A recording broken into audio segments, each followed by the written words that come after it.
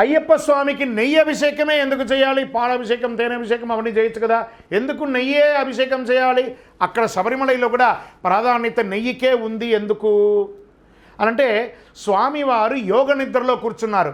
తన యొక్క మెడిమలు, కాలు యొక్క మెడిమలు పృష్ఠభాగానికి వేసుకొని కూర్చుని ఒక యోగ ముద్రలో కూర్చున్నారు స్వామివారు.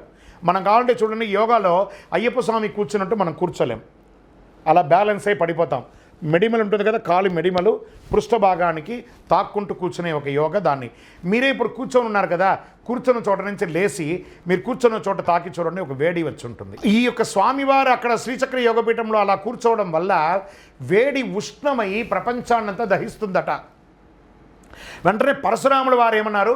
ఆవు నెయ్యితో స్వామికి అభిషేకం చేయండి. ఆజ్యం అంటారు కదా, స్వామివారికి ఆవు నెయ్యితో అభిషేకం చేయడంతో ఆ శరీరంలో ఉష్ణం తగ్గిపోయి శాంతస్వరూపుగా ఉంటారంటారు. కాబట్టి శబరిమలలో ప్రధాన అభిషేకం నెయ్యి అభిషేకంగా మారింది.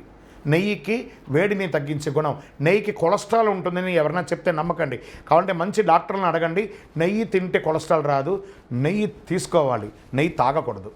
అలాగే నెయ్యితో అభిషేకం చేయాలి.